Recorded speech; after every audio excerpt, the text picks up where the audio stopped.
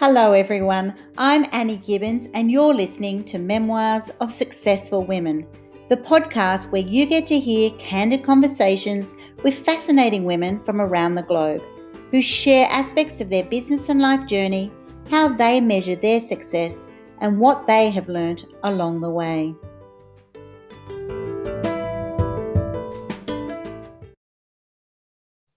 Well, hello and welcome everybody to Memoirs of Successful Women. Today I have the joy of introducing you to Pix Jonasson, who is affectionately known as the Couragepreneur.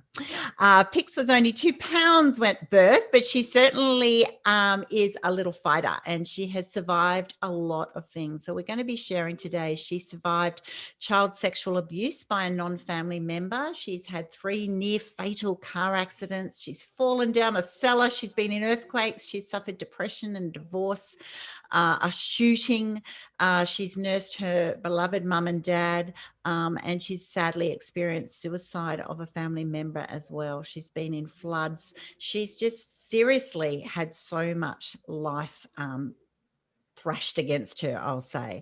But she's come out of it super passionate about loving life and living life. So welcome to the program, Pix. Thanks so much, Annie, and hello to all your wonderful listeners. So tell us about where you're at this stage in life, Pix, and you're living life, you're loving life, you're helping other people through the work that you do as the Couragepreneur. So tell me a little bit and the listeners about what you do now, and then we'll unpack the journey that made you so passionate about where you're at. Sure. And, thanks for that introduction. And I never share that to impress anyone other than to impress upon them that it's not what happens to you, it's how you handle it and how you move forward. So another thing is I'm a statistic non-employee of COVID, Annie. I lost my job in March last year. And to me, that was like the universe saying, girlfriend, get your stuff together and get your message out there to be that beacon of hope. So what do I do now? I have a podcast, The Couragepreneur, which is interviewing others who have overcome like adversity and abuse or tragedy and trauma, faced suicide, or, they're adult survivors of child sexual abuse, which, as you said, that's me. I've got my coaching. I've got 6-week coaching module out there, and I'm also partnering with 2 companies based in alignment with my health and wellness values. So that's pretty much me, and I lead beach meditation here in DY. You're a fellow Sydney Northern Beaches gal. Right. And we'll be launching in a couple of weeks. So that's a free thing that we do. And it's all about basically healthy living and meditation and mindfulness. So that's what I do, who I am and how I live my life, Annie.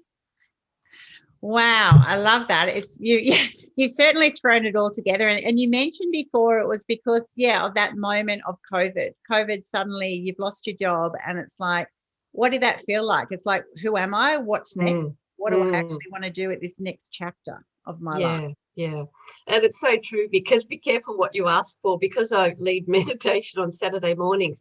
I said to a few close friends, I said, I really want Saturdays off so that I don't have to rush meditation, get home, shower, get ready for work, go to work, And I went, well, thanks, universe, but I didn't mean Monday to Friday as well. So, guys, ladies, I say guys collaboratively, be careful what you wish for. So, but it's absolutely been a blessing. No downplay of the tragedy and loss that has happened, but seriously, it is the mental health and the financial ramifications of what we're going through. And that's my goal, my ultimate goal, Annie, is to reduce the rates of suicide globally, one person at a time. That's me, point blank.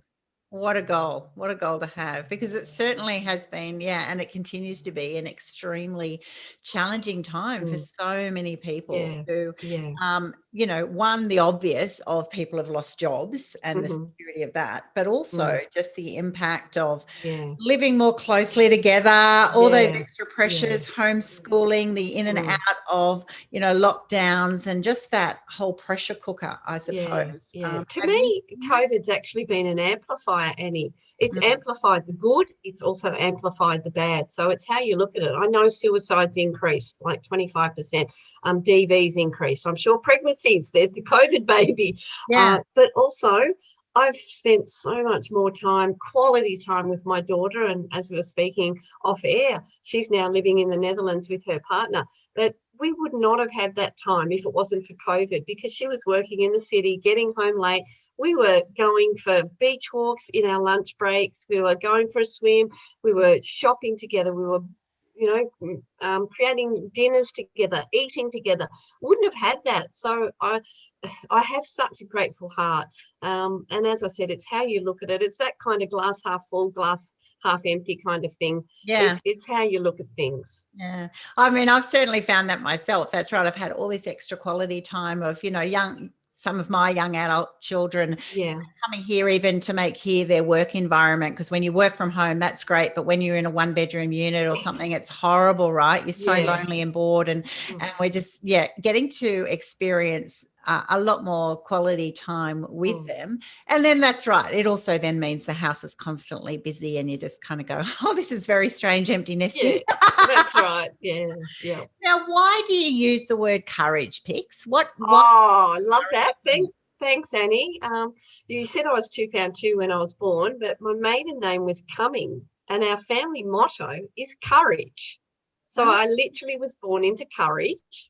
And being 2 pound 2, tiny little bubba, I'm 54, proud to say, nearly 55. So, kind of fit and healthy now.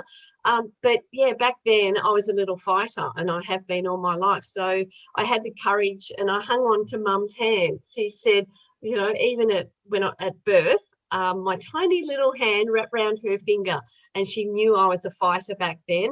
My dad also used to work for Courage Breweries.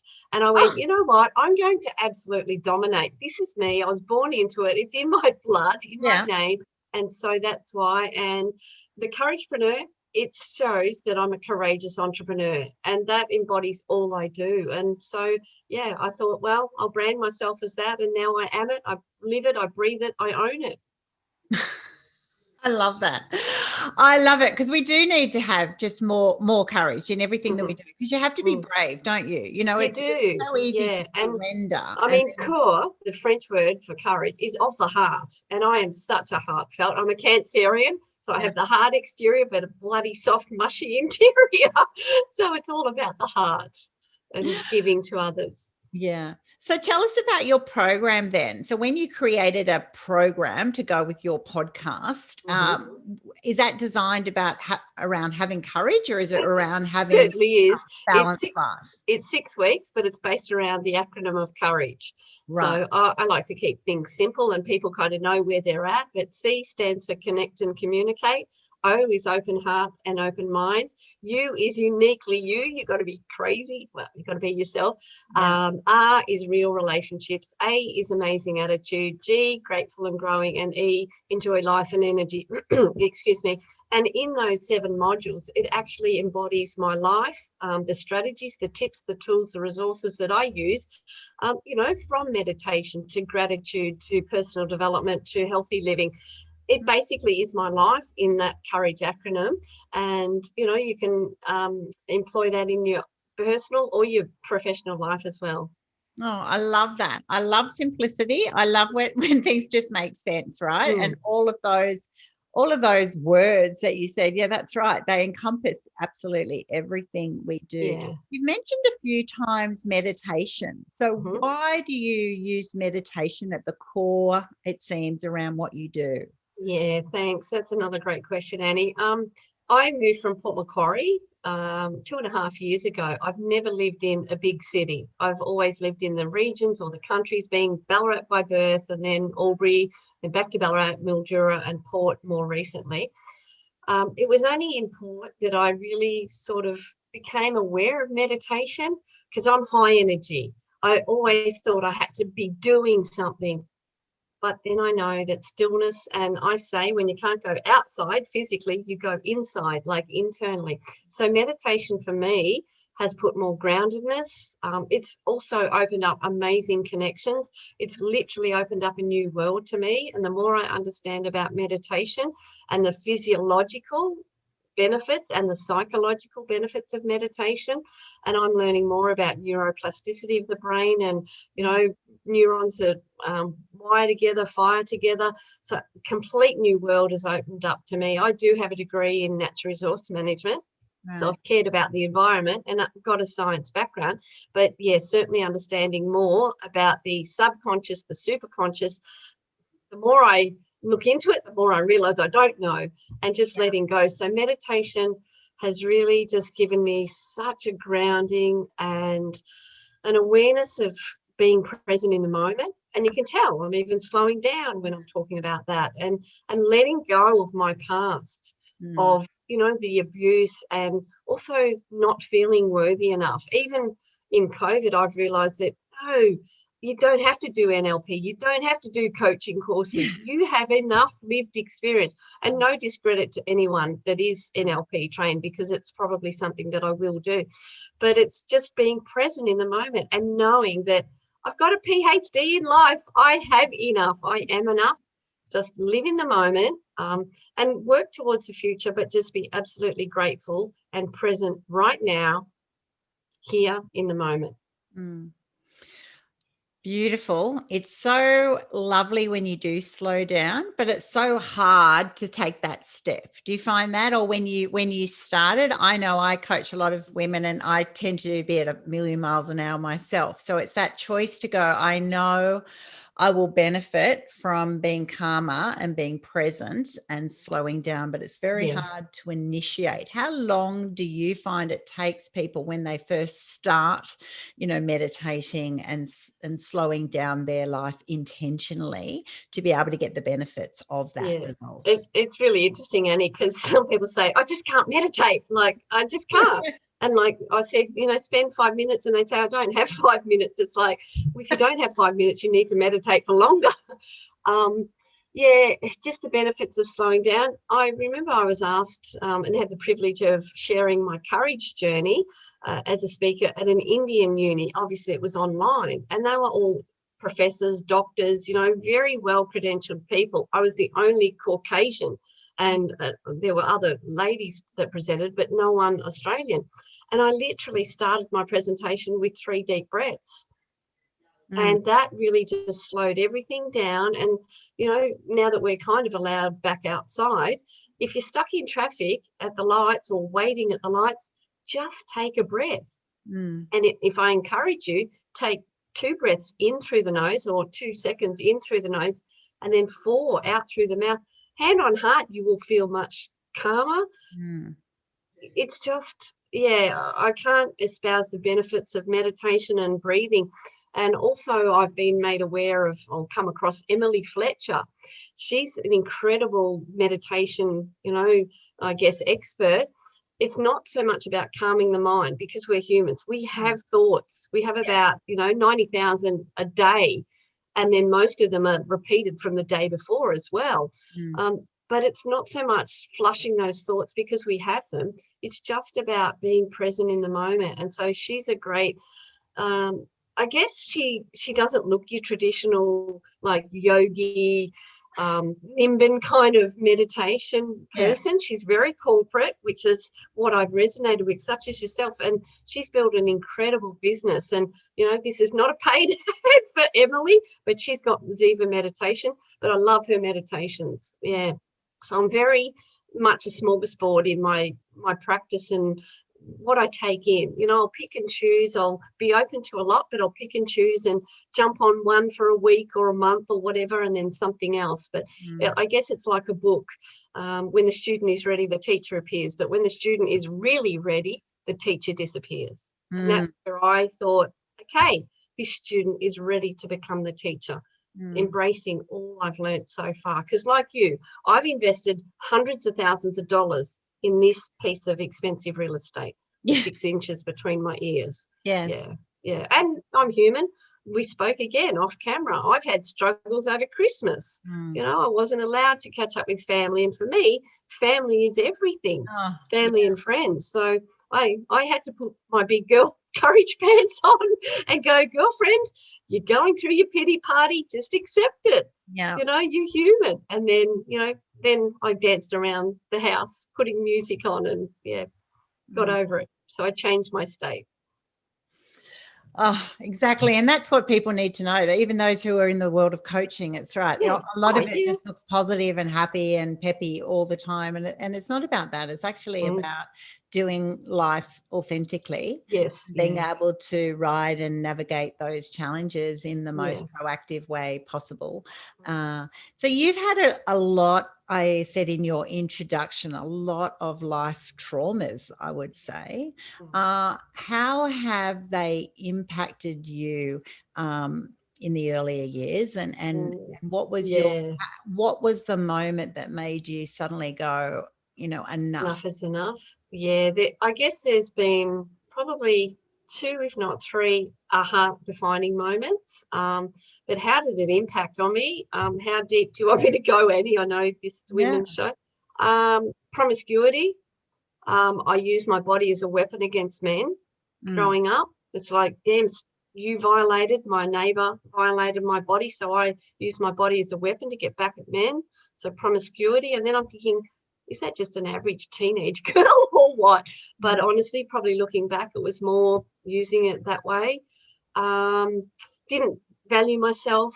I am in the best shape physically and emotionally and mentally than I've ever been. I struggled with my weight growing up, so I didn't respect my body. And when I was away at uni, you're on a uni budget as well, so fish and chips, so I didn't eat healthy. I wasn't as educated on healthy living back then either. So with life and age comes experience and wisdom.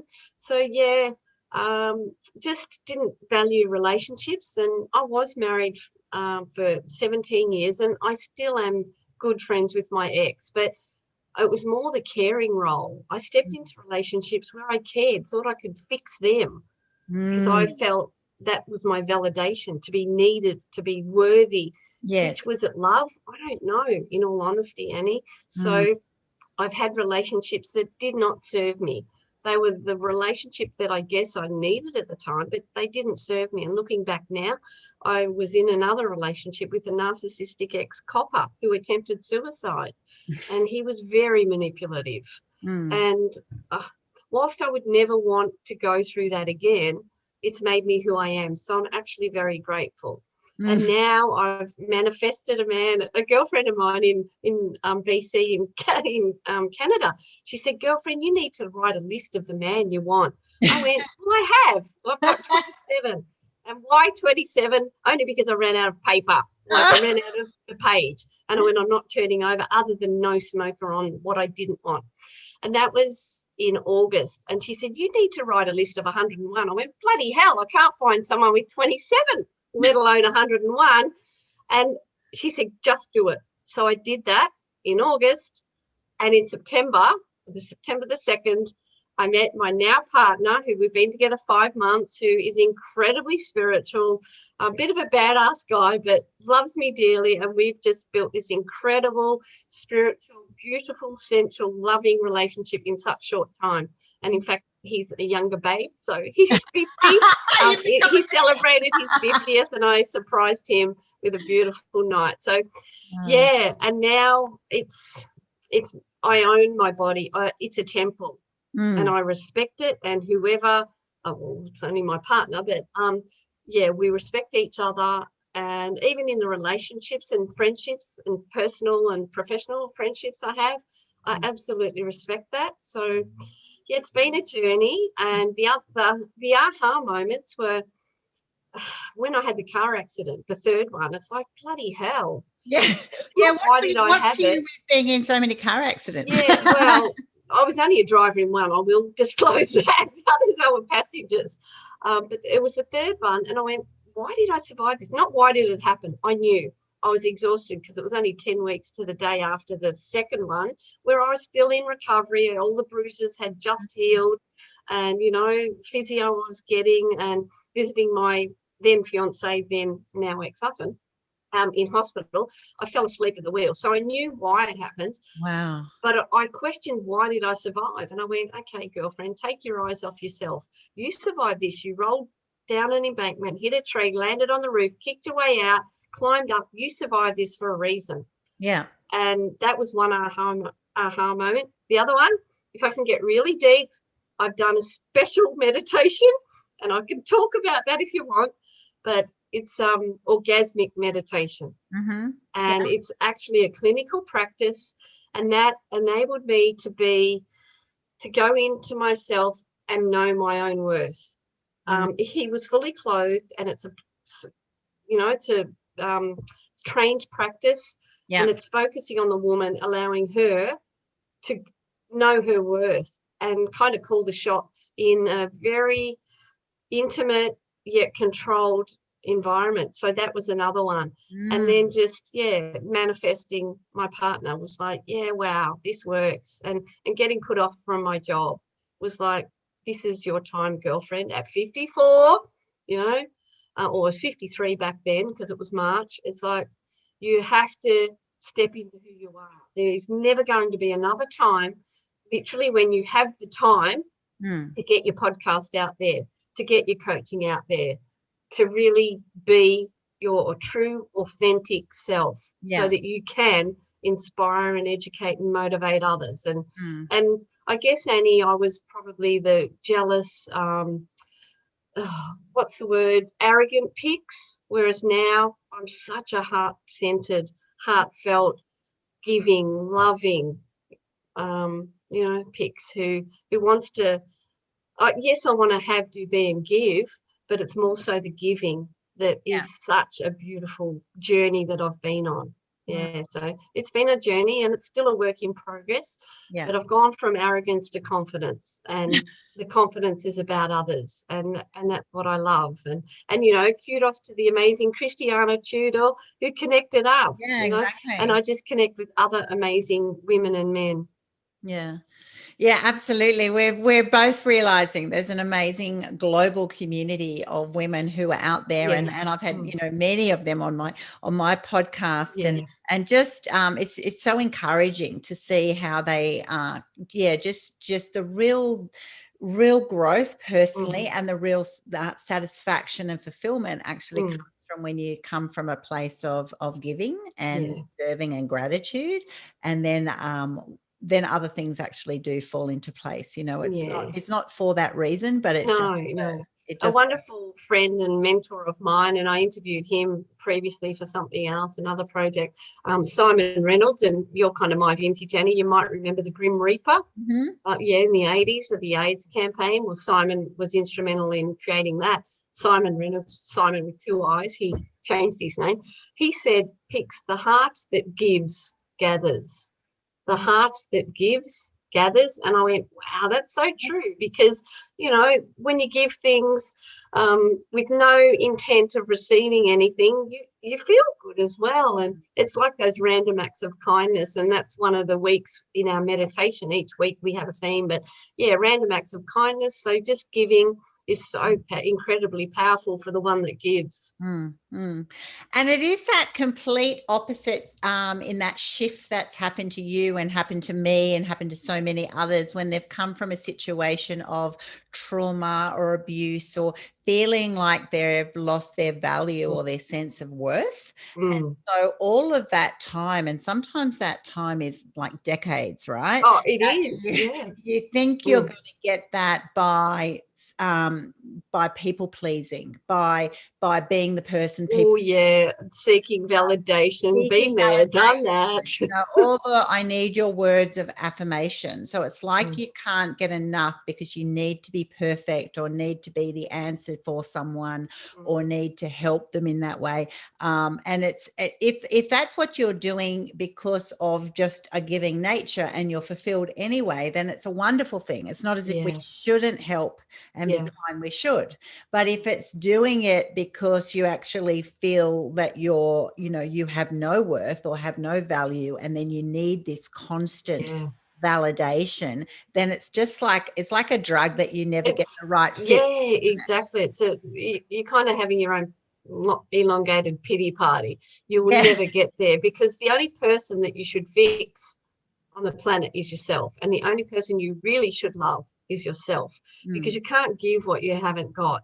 And I hear what you're saying about the validation and the neediness and trying to fix people. And even when I hooked up with my partner, I said, I'm not here to fix you, which was, I said that early days. Yeah. And I do know where that came from. It was me knowing my own worth and not having to care, I care for him, but not having to be the one that fixed anyone. So that was really powerful. And he said, I know you're not. So I guess we were certainly on that equal footing, and that's me knowing my worth. So I just encourage each of your ladies to know their worth, know their value, and it comes from within. And it's such a work in progress. You're not going to wake up and go, oh, I'm fixed. Oh, I love myself. I've done the Louise Hay mirror work. I didn't actually struggle with that because I've done a lot of personal development. But for someone who's very raw and still on their own journey, to stand in front of a mirror and say, I love me, I am amazing, is bloody hard. Oh, absolutely. It's incredibly hard for a lot of women. Like goosebumps moment now. Yeah. I had a lady, Debbie Debonair, who's on one of my podcasts I'm launching soon. She said that she did not look at herself in the mirror for 9 years. 9 years, just, I can't, you just put things on like really quickly, but it's like, wow. And that's the effect of that, when you feel robbed of your worth, or you've been violated in such a way, or you just go, it's almost saying I'm nothing. I don't want to, I don't know that person, and I don't want to look at that person. It's such an incredible. So if those of you, if listening, if you're in that state, one, people are here for you. And two, that's right. This is actually giving you real hope that once you don't have to stay like that. And I know some couples that never make love with the light on. Yeah. Like, always make it's like, really? Let's celebrate the body. Yes, sense of touch can be heightened, but wow, come on, like celebrate each other and just have fun and, do things that float your boat, that make your heart sing. So actually for my partner's birthday, I bought him a couples adventure book. Woo! My daughter put me onto it, and it's like a physical book, and then it's got different activities that, like scratchy tickets you've got to scratch off, so you don't know the adventure. And then we've only scratched off one, and it was like, this was a freebie one, because there's some that maybe you go out for dinner or whatever. I don't know, because I haven't scratched them off. But we did one, and it said it takes like about an hour. And so what it was, you had to draw 3 to 6 cartoon strips of your relationship. Ooh. And you had to, with Google Translate, explain it with Chinese writing. And, he's quite creative, so he did sort of visual ones, and I went, wow, just to create some spark in the relationship. And you can do it over a wine or a beer, or you can do it over a cup or whatever, but it was so much fun. And literally we didn't know what the challenge was, but that's fun. And that's, you've got to grow as a person yourself, stay true to your values, but grow as a couple as well, because if you don't grow together, you will literally grow apart. And that's what's happened with my marriage. And as I said, I'm still amicable and good friends, and have respectful relationship with my ex. He's the father of our kids, so I'm very blessed. But you just got to know your partner and know yourself. I love that. I love those sorts of books, and I love just the concept of just having fun, and things don't have to cost a lot of money, right? I think a lot of people go, oh, well, like, I'm in this rut because, often it can be financially restrictive.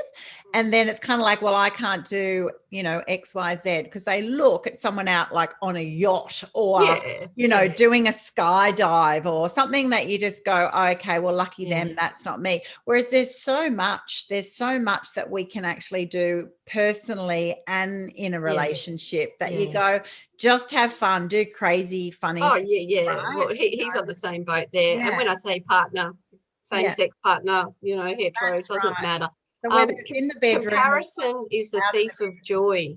Yeah. Comparison is the thief of joy, especially in such a social media savvy society like Insta, your highlight reel. So never compare your low light reel with somebody's highlight reel, and just aim to put that joy in. Like, even going to the shops together, planning a meal, like pick a country, get them to organize a meal and go shopping for, you can get a lot of Asian foods really quite cheap, or ingredients quite cheaply. Cook an Asian meal together. Yeah. Put some candles on, celebrate being together and having fun, and ask them their favorite song, dance around the lounge room. That's the kind of crazy stuff I do. Yeah. Just, yeah. Exactly. Just have fun. And a lot of it is then comes down to that confidence to, just be yourself. And I think that's one of the stumbling blocks for many people, even those people who go, well, I don't want to go for a beach. Like they find it uncomfortable to do things for the first time that allow them to just be by themselves. Some people are overly busy. And it's because, go for a beach walk. Well, I've got just me and my thoughts for maybe an hour. And once you push through, so that's what I want to encourage people to do, like you've done, just push through, and things might not be natural when you first start. It might be weird, and you've got to then confront that. But that's right. Once you start trying different things, finding out what floats your boat, being a little bit experimental, it's okay if you try something you don't like it. There's no failure, and actually no one needs fixing. We're all just on a journey that we're just finding out what actually makes us happier, healthier, more satisfied, more fulfilled in this world, right? Yeah, and I think, as you said earlier, Annie, like, we're human. We have our ups and down moments. Like, I struggled over Christmas, but I just had to accept that that's what it was. But it was not conducive weather either. And it's like, really? And my daughter was away, and I haven't seen my son for 2 years because he was coming up, and there was so many carpets, the rug was pulled out from me so many times, and I just had to, get back on the horse. But yeah, there's times when I go to the gym where I am less than encouraged to go. I can tell you that. I think I can't be bothered going, but every single time I go, I always feel better. And there's a rear admiral in the Navy, William McRaven, and he says it all starts with making your bed. And it's a 6-minute video. So if you want a little bit of encouragement, it does start with making your bed. Get out of bed, because for some people, in these times, getting out of bed is a real struggle. Yeah. So never compare, the person on the yacht or parachuting, whatever, with you trying to get out of bed. Do get out of bed and make it, because you start with a small win for your day. Yeah. Be absolutely grateful and proud that you made your bed. Yeah. There's a lot of people that don't. I'm not saying make it with Navy corners or hospital corners, because I don't. But my bed is always made every morning. Yeah. So I've seen that wins. video, and I love it, because it's exactly, I think it was shown at one of my daughter's graduation ceremonies, actually. And it's just really great, because that's it. There's things every day that we can just celebrate, and you'll have good days and bad days. And I know that I've coached women who, have incredible physical challenges, with their health. And so that's right. Sometimes just getting out of bed and getting even being able to just get themselves fed and clothed and doing a few little jobs is all they can do in the day. And there's other people who are just smashing, massive corporate goals. And that's right. It's not the competition. It's actually saying, considering where you are, it's stepping stones, isn't it? Just start with the basics and just keep chipping away and making that routine happen. I'd like to add a quote that I heard Tony Robbins say, and he said, success without fulfillment is the ultimate failure. So success without fulfillment is the ultimate failure. So never judge the person on the yacht or the plane or that highlight reel, because are they truly happy? Yeah. Some are, but there's a lot that have all the trimmings, and I say he or she who dies with the most toys still dies. So I want to leave a generational legacy of positivity, of happiness, of courage, of resilience, of grit and tenacity. That's why I do what I do. So I found my passion. I found my purpose. I'm all about healthy living inside and out. And, it's taken a long journey to find my passion. I worked for the government for 20 years, but I wasn't passionate about what I was doing in the end. And it was a toxic environment. So I pulled myself out of that.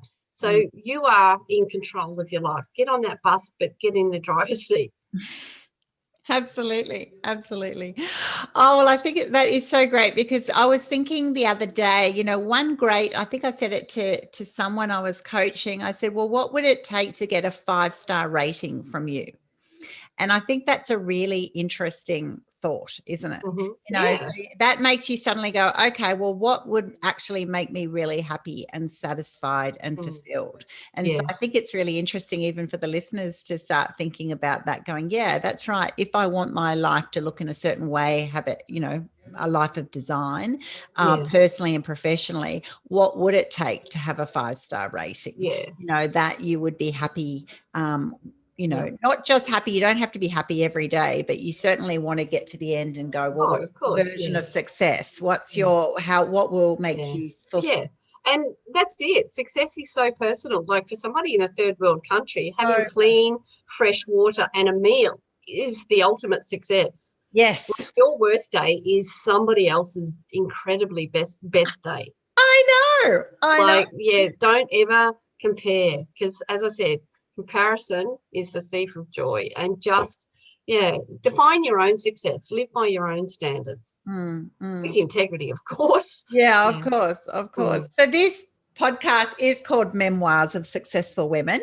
So how would you ultimately design success for you? So you're now 54 and you are on this great journey, and you're coaching and you're loving life after all the challenges that you've had and those that you're mixing. How would you then describe success for you? What does it look like? What does it feel like for you on a daily basis? In one word, it's choice. Choices to have, do, be, and give, but choices who I associate with, what I do, how I live my day. Like I was only thinking, because my partner, he loves a healthy breakfast, whereas I normally have it, because we don't live together, I normally have a protein shake in the morning. But he loves a healthy breakfast, like salmon and eggs and, gluten-free toast, mushrooms, tomatoes, and that. And I just love getting up, cooking breakfast together, sitting down, and it might take an hour, but that's my choice. And then we'll go for a walk, or we throw the frisbee at the beach. And it's like, to me, that's success, just designing my life. Yeah. You know, and then I'll have great interviews with ladies such as yourself. This is what I love doing. This is my passion. So success is just ultimate choice and freedom. I tell you what, my life is far from perfect. Like there's areas that I still struggle with, but I acknowledge that and I'm working towards it. And so I think the difference between where you are and where you want to go, if you're really struggling with that, that's not success. But if you know you're moving in the direction to where you want to go, that is success, progress. Yeah. Progress over perfection. Oh, every time, right? That's right, because we all should be a work in progress. Yeah. And I don't think you ever get there. No. It's like just and actually, I think you don't want to, because you always want to have another challenge, right? Yeah. You know, it'd be pretty boring if we suddenly got to a stage of life and went, yep, that was it. I made it. It's like, I've ticked every box and I'm just going to put my feet up now. You kind of go, I think there's always, that's right. You're always working towards that next level of something that excites you, something that energizes you, something that makes you feel happy and fulfilled, and whether it's for you personally or actually then even I know a lot of people in the post 50 then get a lot more into volunteering and doing things for other people, because there's, you know, so much joy in that. So wow. Well, thank you so much for coming on my program today. Thanks, Annie. It's been a pleasure and a joy and an honor. And, you know, thank you so much. You're an amazing lady and coach and podcast host. So thank you. And thank you everyone that listens in. Really appreciate you taking time out of your day. Oh, pleasure. So how will people find you, Pix, if they want to come and check out more about what you do? Thank you. Well, I do have my own website. So that's Pix Jonasson, PixJonasson.com. Also very active on LinkedIn. Love that social networking site. We are on Insta. I'm on Insta as well, because I know we're connected, Annie. So again, that's Pix Jonasson, and on Facebook as well. Fantastic. All right. And I'll put all of your social media handles on my podcast platform for everyone to follow up as well. So check out Pix. Definitely, if you're on the Northern Beaches, come and have a meditate with her. Yeah, absolutely. I might have to do that myself. Lock you in. Terrific. Yeah. Well, thank you so much for sharing with us today. Thanks so much, Annie. And I just want to encourage your listeners to say that you are amazing, you are loved, and the world is a better place for you in it. Thank you. Beautiful.